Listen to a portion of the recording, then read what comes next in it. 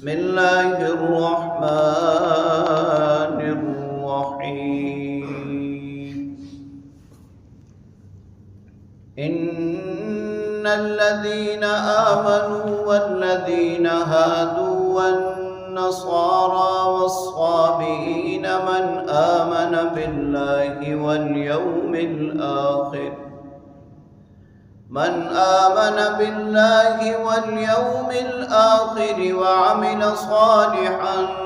فلهم أجرهم عند ربهم ولا خوف عليهم ولا هم يحزنون صدق الله وصدق رسوله النبي الكريم۔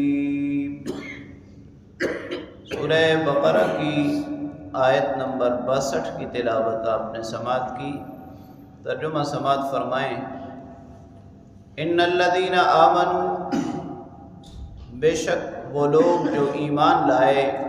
یعنی جو مسلمان ہیں، والذین ہادوا، اور وہ جو یہودی ہیں، والنصارى،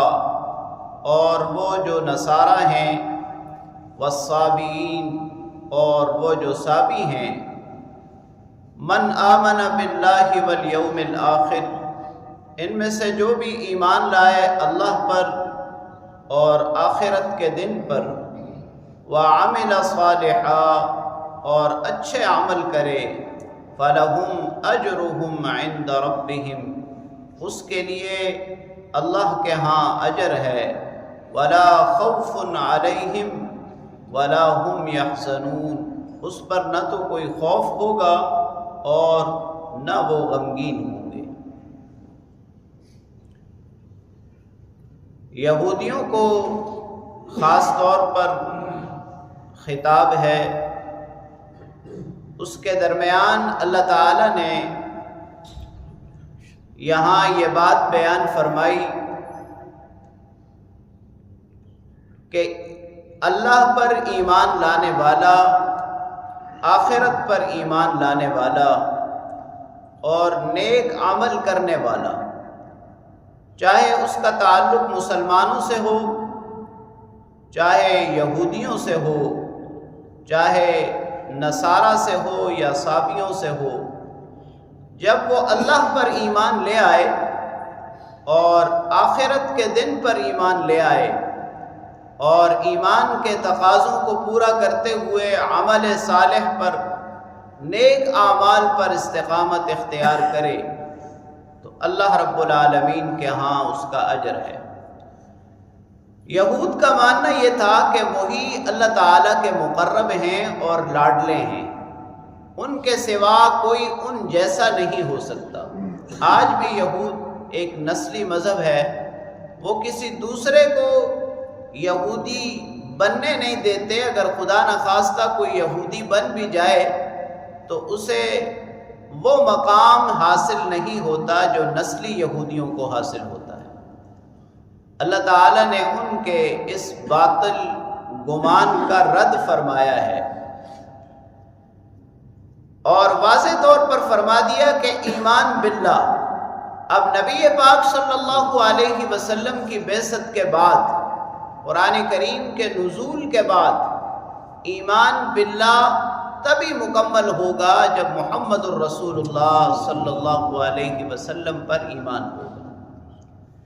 لہٰذا یہاں سے بعض لوگوں نے جو غلط تفسیر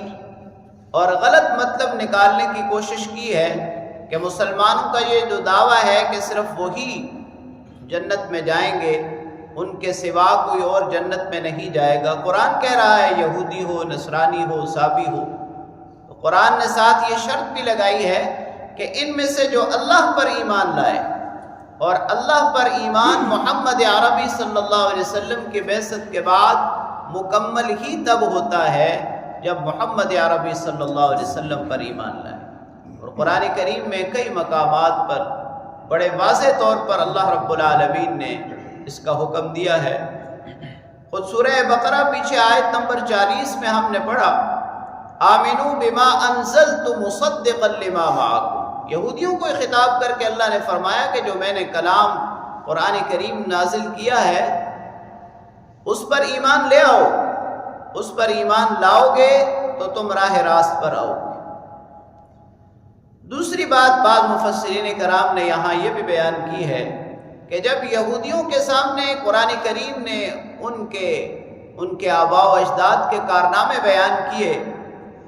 تو انہیں یہ خیال ہوا کہ اب اگر ہم ایمان لے بھی آئیں تو اللہ تعالیٰ کے ہاں وہ مقام ہمیں نہیں مل سکتا۔ اللہ تعالیٰ نے اس بات کا بھی رد فرما دیا